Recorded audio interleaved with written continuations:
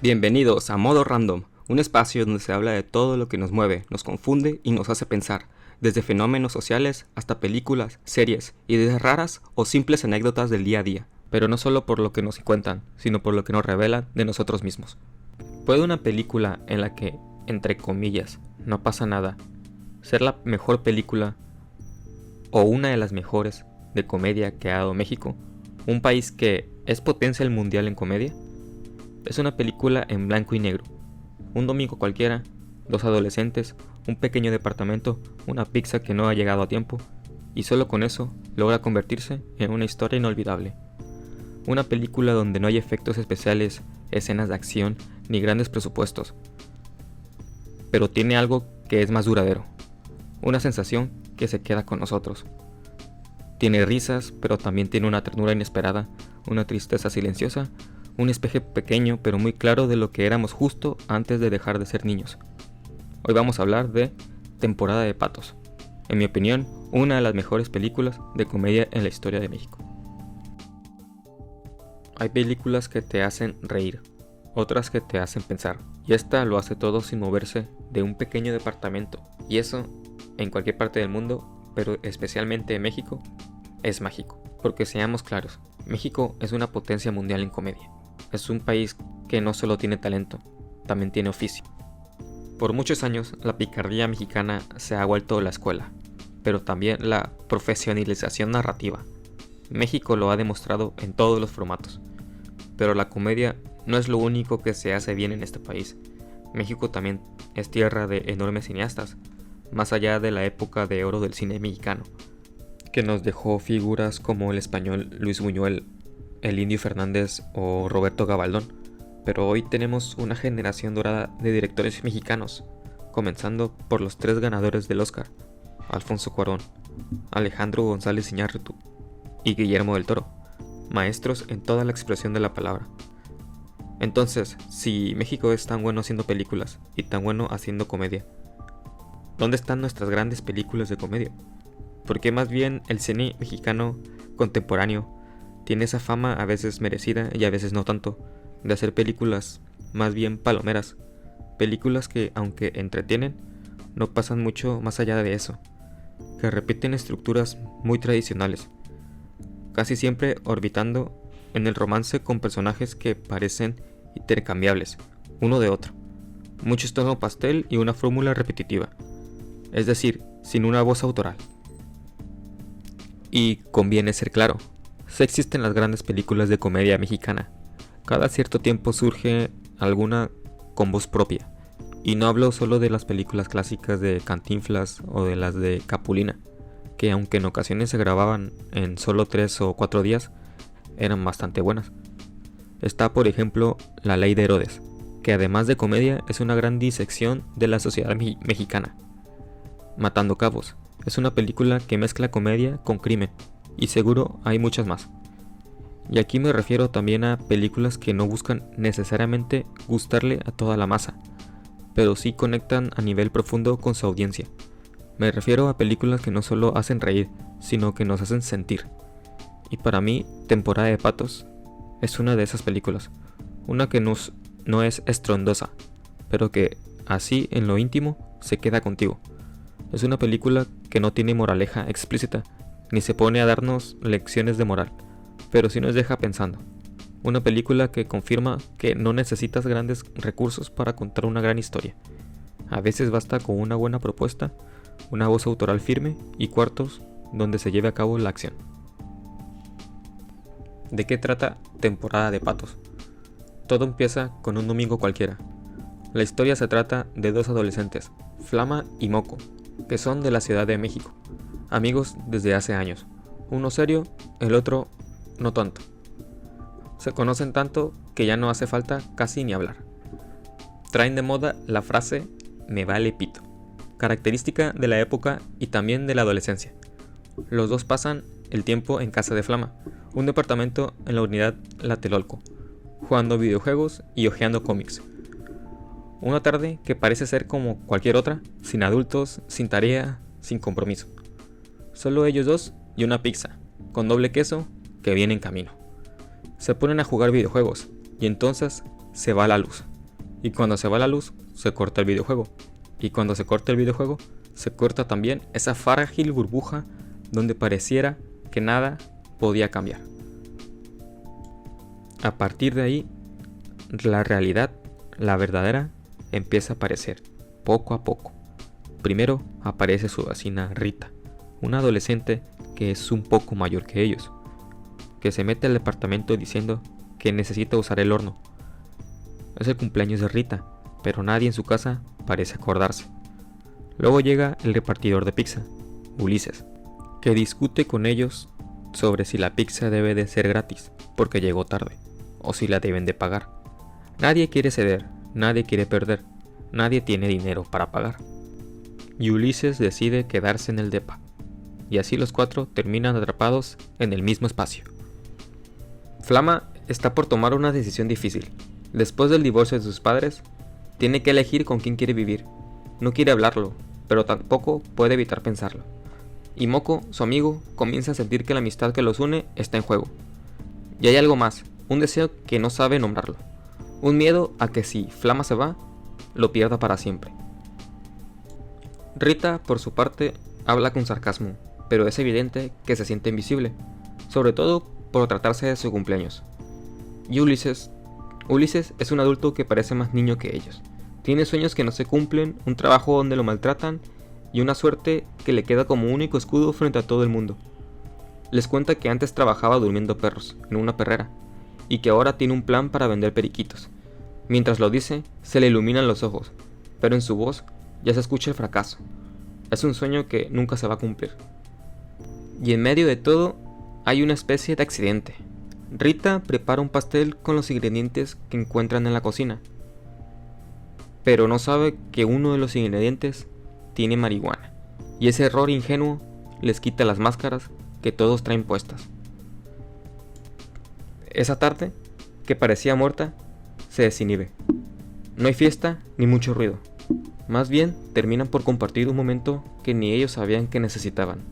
Sentados en el medio del sillón, mirando el mismo cuadro colgado en la pared. Temporada de patos. Un cuadro que por alguna razón no dejan de mirar. Y así, en silencio, con pequeñas conversaciones y grandes vacíos, estos cuatro personajes viven algo que no esperaban. Un domingo que los transforma sin que se den cuenta. Un domingo que es probable sea el último en que estén juntos. Temporada de patos es una película en blanco y negro. Y eso, en una comedia mexicana del siglo XXI, en sí ya es una decisión extraña. Y en mi percepción es una decisión que hizo que mucha gente no viera la película. Se resistían porque en primera instancia el blanco y negro puede parecer demasiado sofisticado, perteneciente a una película demasiado artística. Yo creo que en realidad el blanco y negro es una pista porque cuando ves la película lo que parece blanco y negro por fuera está cargado de color por dentro. Empecemos por Rita. Rita tiene una superstición. Dice que si adivina el color de unos dulces que se llaman fresca, se le va a cumplir un deseo. Ella cierra los ojos y adivina. Verde. Y pierde. Intenta de nuevo. Naranja. Pierde otra vez. Y así se la pasa, intentando descifrar el color de algo que nosotros, desde fuera, sabemos que no existe. Es un deseo que no se cumple nunca. Una búsqueda que, en el fondo, ni ella sabe que tiene sentido. Eso es Rita. Una adolescente herida, ignorada, que dice entrar al departamento en busca de un horno, pero en realidad busca otra cosa. Busca ojos que la miren, que la hagan saber que no es invisible. Y luego está Ulises. Ulises es un adulto que ya lo dijimos, parece más niño que los demás. Llega como repartidor de pizzas, discute como adolescente y se queda. Cuenta su historia con una mezcla de resignación y ternura. Cuando hace un análisis de su vida, dice la frase icónica: las oportunidades son como balas de una escopeta. Yo ya me gasté las mías. Ulises le deja a Flama su moneda de la suerte y le da una última recomendación: no la metas al micro porque se aguada. Una broma que, como las mejores, nos habla de una verdad un poco incómoda, que nos dice que no todo sobrevive al tiempo. Y en medio de todo eso están los dos protagonistas, Flama y Moco. Y hablando del color en la película, donde no existe tal, sobresale un detalle pequeño pero algo significativo. Flama es pelirrojo, así lo mencionan explícitamente en la película, y aunque no lo veamos porque la imagen es en blanco y negro, esa información se queda como si el color estuviera ahí, pero oculto, como si lo importante no fuera verlo, sino imaginarlo. Pasemos ahora al símbolo que le da título a la película, a la temporada de patos. Este es un cuadro colgado de la pared del departamento, que muestra unos patos flotando en el lago y a uno de ellos volando. Y en un momento todos lo miran, y a nivel simbólico hablemos del pato, porque este es un animal extraño. Parece inofensivo, pero en realidad es agresivo y territorial. Puede parecer torpe, pero sobrevive en 3 mundos. Nada en el agua, camina en la tierra y vuela en el aire.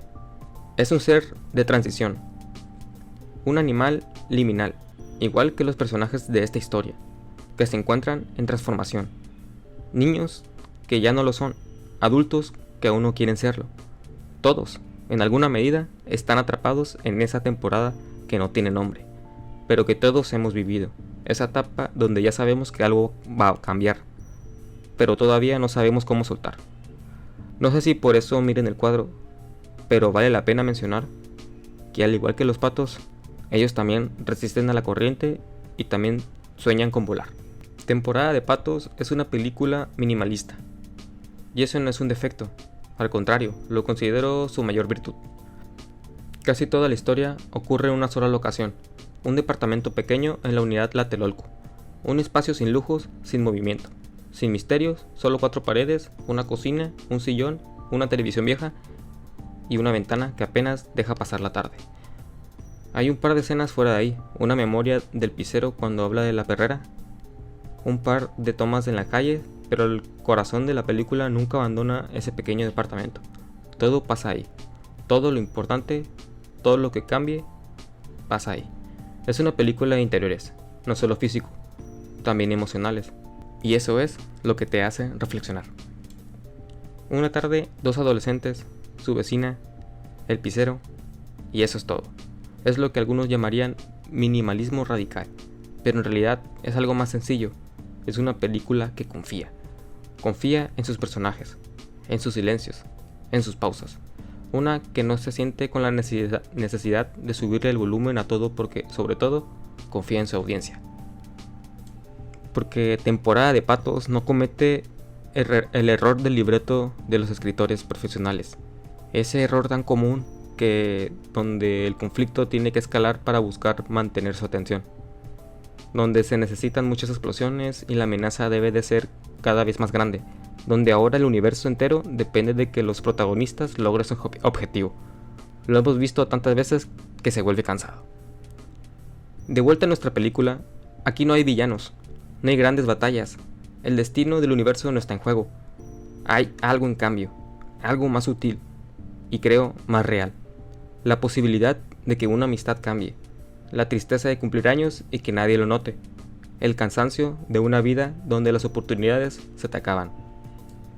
El director no necesita que sus personajes salven el mundo, porque sabe que, a veces, el mundo que realmente lleva peso es el que llevan sus personajes por dentro, y lo cuenta con una herramienta poderosa, la ironía dramática. Ese es el nombre técnico, ironía dramática. Es un recurso donde nosotros, como audiencia, sabemos algo que los personajes todavía no saben, y en manos del director no se usa para crear suspenso, sino que la usa de forma maestra, como para crear ternura, más bien. Un ejemplo es que Moko le cuenta a Flama que le dio un beso a Rita. Lo dice con toda la seguridad del mundo, pero nosotros, que vimos la escena, sabemos que fue ella quien se lo dio a él, que fue al revés. Es un momento típico de la niñez, sobre exagerar nuestros logros. Y también es un poquito triste, porque revela el miedo que todos sentimos de no ser suficiente, de perder, de no saber cómo funciona esto del amor. Un segundo ejemplo de la ironía dramática es el pisero, que les platica a Flama y a Moko su plan de vender periquitos para volverse rico. Lo dice emocionado, con brillo en los ojos que nunca habíamos visto antes, pero nosotros sí lo sabemos. Entendemos que ese plan no va a ninguna parte, que no hay dinero, que no hay periquitos y que no hay posibilidad para él. Eso es un sueño que nunca se le va a cumplir. Y finalmente está el mejor ejemplo de ironía dramática, lo que envuelve a toda la película. Porque ambos, Moco y Flama, saben que está uno por cambiarse del departamento. Tienen la información, pero los personajes no parecen comprender el peso de lo que esto significa. Creen, con esa inocencia característica de esa etapa de la vida, creen que las cosas no van a cambiar demasiado entre ellos, que su amistad va a seguir casi igual y nada se va a romper. Y nosotros desde afuera entendemos lo que ellos aún no pueden aceptar, que ese domingo es el último, que esa pizza de un momento que a la distancia se va a volver inolvidable, que esa tarde estamos presenciando el fin de una época y que a veces esos domingos ya no van a volver. Temporada de Patos no es solo una gran comedia mexicana, es una lección de cómo utilizar lo mínimo para decir lo máximo. Una película pequeña, hecha con los recursos justos, pero con un mensaje que se queda para siempre. Es cierto que Temporada de Patos es una comedia, y a ver, no es una comedia de risa fácil, es una comedia que se parece a cuando un amigo te cuenta en lo íntimo una anécdota de esas que se te quedan, una que te hace reír, pero que sobre todo te acompaña en mucho tiempo, de esas que cuando ves a tu amigo le pides que te la vuelva a contar. La película viene de un director que eligió no deslumbrar con velocidad, sino detenerse, que entendió que en vez de buscar lo más grande, podía encontrar creatividad en lo más pequeño, y desde ahí revela algo verdadero. Nos cuenta la historia de una tarde que pudiera parecer cualquiera, pero que vista con atención se convierte en la última tarde antes del cambio. Está hecha con poco, un solo departamento, 4 personajes, una historia sin sobresaltos, pero está llena de símbolos. Los dulces frescas de colores inexistentes, la moneda de la suerte que parece no tener mucha y claro, el cuadro de la temporada de Patos. Y detrás de todo eso, hay una lección que nos enseña en las escuelas de cine, que para contar una gran historia no necesitas el permiso de nadie, solo necesitas mirar con atención. Hablemos de qué es lo que realmente nos deja esta película. Porque muy cerca del final, Ulises, el pizzero, recibe una llamada. Es su jefe, el del trabajo que odia. Le reclama sobre las pizzas y ahí mismo lo despide de su trabajo. Pero en vez de desesperarse, en vez de enojarse, Ulises responde con algo que hubiera sido imposible al inicio de la película. Le dice a su jefe: me vale pito. La misma frase que había escuchado horas antes de la boca de Flama y Moco. Esos adolescentes callados que no le quisieron pagar la pizza, pero que también lo escucharon hablar de su experiencia durmiendo perros, del sueño de los periquitos, de oportunidades y derrotas. Y aunque esa frase, en otro contexto, puede referirse simplemente a indiferencia, en este contexto de la película se vuelve una declaración y te habla de la transformación de Ulises. Porque para ese entonces, él ya no está hablando desde el coraje, sino desde una pequeña iluminación, desde ese momento íntimo donde algo cambió en él. Durante un rato dejó de ser un adulto. Durante un rato volvió a imaginar. Durante un rato creyó que su sueño era posible. Que si las oportunidades son como balas de una escopeta, él todavía tiene más que las que pensó. Y eso basta. Por eso, cuando lo vemos al final, con Ulises, en su moto transitando por las calles de la ciudad en la noche, sabemos que ya no tiene trabajo, que no volverá a ver a Flama y a Moco. Pero vemos que en su moto ya no lleva pizzas, sino que lleva amarrado el cuadro con la pintura del pato volando. No me atrevo a intelectualizar al final, pero sí puedo decir que lo sentí hasta lo más profundo, porque Temporada de Patos no se trata de lo que pasa, se trata de lo que sientes mientras la vida pasa. No es una historia de grandes eventos, sino de pequeñas revelaciones de cómo un corte de luz puede encender algo que estaba apagado por dentro, de cómo un videojuego interrumpido puede abrir una conversación que nadie se atrevía a tener, de cómo un domingo cualquiera puede convertirse en uno que te marca por siempre. Y si al terminar esta película y este podcast ¿Te quedó la sensación de que algo se movió aunque no sepas exactamente qué fue? Entonces, el director hizo su trabajo. Muchas gracias por escuchar y nos vemos en el siguiente episodio.